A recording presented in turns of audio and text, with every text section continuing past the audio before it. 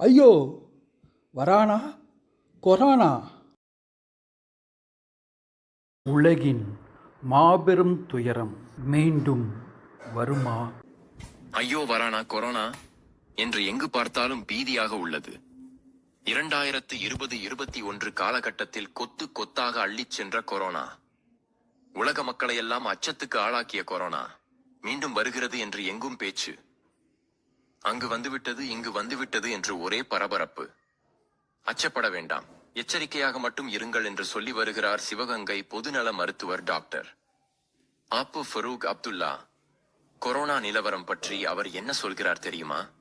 இதோ தெரிந்து கொள்வோம். வணக்கம் நேயர்களே.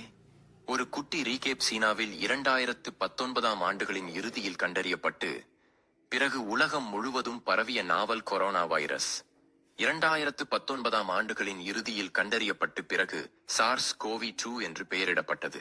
மனிதர்களிடம் அதுவரை பரவியிராத புதிய வைரஸாக இருந்தமையாலும் கூடவே எளிதில் பரவும் தன்மையும் தீவிர நோய் ஏற்படுத்தும் தன்மையும் இருந்தமையால் உலகை அச்சுறுத்தும் பெருந்தொற்றாக அறிவிக்கப்பட்டது. ஜனவரி 30, 2020 முதல் மே 5, 2023 வரை கொரோனா பெருந்தொற்று நிலையில் இருந்தது. இதற்கிடையே நமது நாட்டில் 2 முக்கிய கொரோனா அலைகளை சந்தித்து பல்லாயிரம் இன்னுயிர்களை இழந்தது என்றும் நினைவுகளை விட்டு நீங்காது. கொரோனா வைரசுக்கு எதிரான கூட்டு எதிர்ப்பு சக்தியை பெற்றோம். இதன் காரணமாக 2022ஆம் ஆண்டு நாம் சந்தித்த 3ஆம் அலை முதல் 2 அலைகளைப் போல சேதங்களை ஏற்படுத்தாமல் அமைதியாக கடந்து சென்றது.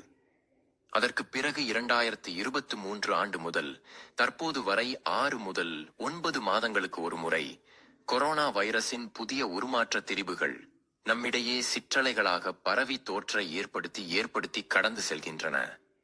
அப்படி பார்த்தால் இருந்து தற்போது வரை கடந்த 3.5 ஆண்டுகளில் குறைந்தபட்சம் 7 முதல் அதிகபட்சம் 10 கொரோனா சிற்றலைகளையாவது நம் நாடு சந்தித்திருக்கிறது. எனினும் அந்த அலைகளால் நம்மிடையே முதல் 2 அலைகளைப் போன்ற அச்சுறுத்தலை ஏற்படுத்த இயலவில்லை. இதற்கு காரணம், கொரோனாவுடன் நாம் எப்படி சேர்ந்து கூட்டாக வாழ பழகிக் கொண்டோமோ அதே போல கொரோனா வைரசும் நம்மிடையே சேர்ந்து நேக்கு போக்குடன் வாழ பழகிவிட்டது. அதாவது எப்படி வருடவருடம் சீசனல் ஜூரம் உண்டாக்கும் ஃப்ளூ வைரஸ் வந்து செல்கிறதோ அதே போன்றதொரு நிலையை கொரோனா வைரசும் தன்னகத்தே ஏற்படுத்தி கொண்டது. இப்போது கொரோனா வைரஸ் பேண்டமிக் எனும் பெருந்தொற்று உண்டாக்கி அவ்வப்போது பேரலைகளாக வந்து சுருட்டி வாரக்கணக்கில் கொண்டு செல்லும் நிலையில் இல்லை. மாறாக என்டமிக் எனும் எப்போதும் மக்களிடையே கூடி வாழ்ந்து கொண்டிருக்கும் நிலையை அடைந்துவிட்டது. இவ்வாறு என்டமிக் நிலையை அடைந்த சுவாச பாதை வழியாக பரவும் தோற்று வைரஸ்கள் அவ்வப்போது குறிப்பிட்ட காலத்திற்கு ஒரு முறை மக்களிடையே அந்த வைரசுக்கு எதிரான எதிர்ப்பு சக்தி குன்றும் போதும் வைரஸ்கள் பரவுவதற்கு ஏற்ற சூழ்நிலை, மக்கள் நெருக்கடி, குளிர்காலம் ஆகியவை வரும்போது குறிப்பிட்ட நேரத்தில் பலருக்கும் பரவி சீசனல் ஜூரத்தை ஏற்படுத்தி பிறகு விலகும். அதுபோன்றே தற்போது ஹாங்காங், சிங்கப்பூர், தாய்லாந்து, சீனா ஆகிய ஆசிய தெற்காசிய நாடுகளில் கொரோனா தொற்று சற்று அதிகரித்து காணப்படுகிறது. எனினும் மருத்துவமனை உள்தங்கும்படியான தீவிர தொற்றோ மரணங்களோ அதிகரிக்கவில்லை என்பதை பதிவு செய்கிறேன். தற்போது ஆசியாவில் பரவி வரும் கொரோனா வைரஸின் திரிபு ஓமைக்ரான் வம்சாவளியின் PA.2.86 குடும்பத்தைச் சேர்ந்த JN.1 வகையாகும். இந்த வகை இந்தியாவில் 2023 ஆகஸ்ட் தொட்டு கண்டறியப்பட்டு வருகிறது.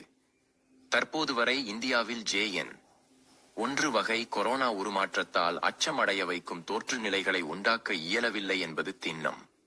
உலக சுகாதார நிறுவனம் இந்த JN.1 வகை உருமாற்றத்தை கவனிக்கத்தக்க உருமாற்றம், வேரியன்ட் ஆஃப் இன்ட்ரெஸ்ட் என்ற அளவிலேயே வைத்துள்ளது. அச்சுறுத்தக்கூடிய உருமாற்றம், வேரியன்ட் ஆஃப் கன்சர்ன் என்ற அளவுக்கு உயர்த்தவில்லை. 2023ஆம் ஆண்டு கண்டறியப்பட்டும் இன்று வரை இந்த உருமாற்றம் அச்சுறுத்தக்கூடிய அளவில் பிரச்சனைகளை உருவாக்கவில்லை என்பதே இதற்கு காரணமாக இருக்கக்கூடும். இப்போது சேலத்தில் கொரோனா என்று செய்தி வெளியிடப்படுகிறதே, அதற்கு என்ன காரணம்? கொரோனா பாசிட்டிவ் என்று வருவதற்கு வாய்ப்பு அதிகம். எனவே பரிசோதனை அதிகமாகச் செய்தால் கொரோனா தொற்று கண்டறியப்படுவதும் அதிகம்தான் ஆகும். அதற்காக நாம் பீதியடைய தேவையில்லை. இது ஒரு வழக்கமான நோய் கண்காணிப்பு நிகழ்வே ஆகும். தாய்லாந்து, சிங்கப்பூர், சீனாவில் தொற்று கண்டறியும் பரிசோதனை அதிகமாகச் செய்வதால் அங்கு தொற்று அதிகம் கண்டறியப்படுகிறது. எனினும் மருத்துவமனை அட்மிஷன் மற்றும் மரணங்கள் அச்சுறுத்தும் வகையில் இல்லை. எனவே தெற்காசிய கொரோனா தொற்று அதிகரிப்புக்கு நாம் அச்சம் கொள்ளத் தேவையில்லை. இவ்வளவு விஷயங்கள் சாதகமாக இருப்பினும் நாம் இது குறித்து இன்னும் விழிப்புணர்வுடன் இருப்பது நல்லது. இந்த வகை தொற்றுக்கான அறிகுறிகள் காய்ச்சல், உடல் வலி, மூக்கடைப்பு, மூக்கு ஒழுகுதல், வறட்டு, இருமல், தொண்டை வலி, நுகர்தல், சுவைத்தல், திறனிழப்பு, வயிற்றுப்போக்கு. பெரும்பாலும் இள வயதினரிடையே தொற்றானது கண்டறியப்பட்டு வருகிறது. சுவாச பாதை வைரஸ் தொற்றுகள் பொதுவாகவே ஒரு வயதுக்குட்பட்ட குழந்தைகள், ஊட்டச்சத்து குறைபாடுள்ள சிறார், சிறுமியர், பல்வேறு இணை நோய் கொண்டோர், எதிர்ப்பு சக்தி குன்றியோர், முதியோர்களுக்கு சற்று தீவிரமாக வெளிப்படும். எனவே மேற்கூறிய அறிகுறிகள் இருப்பின் இவர்கள் அனைவருமே எச்சரிக்கையுடன் முறையான மருத்துவ சிகிச்சை செய்து கொள்ள வேண்டும்.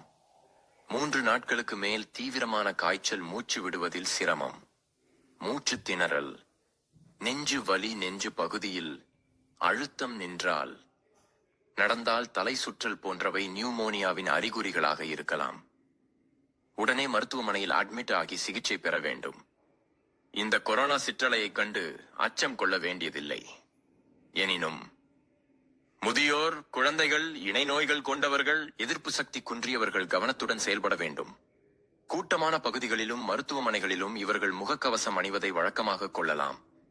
கைகளை அனைவருமே அவ்வப்போது சோப் போட்டு கழுவுவதை வழக்கமாக்கிக் கொள்ளலாம். அபாய அறிகுறிகளை ஆரம்பத்திலேயே இனங்கண்டு சிகிச்சையை விரைவில் வழங்க வேண்டும். கொரோனா பீதியின்றி அதே சமயம் எச்சரிக்கையுடனும் விழிப்புணர்வுடனும் இருப்போம். இதுவும் கடந்து போகும் என்கின்றார். ஆதலால் நாமும் எச்சரிக்கையுடன் அதே சமயம் அச்சமின்றி எதிர்கொள்வோம் கொரோனாவை.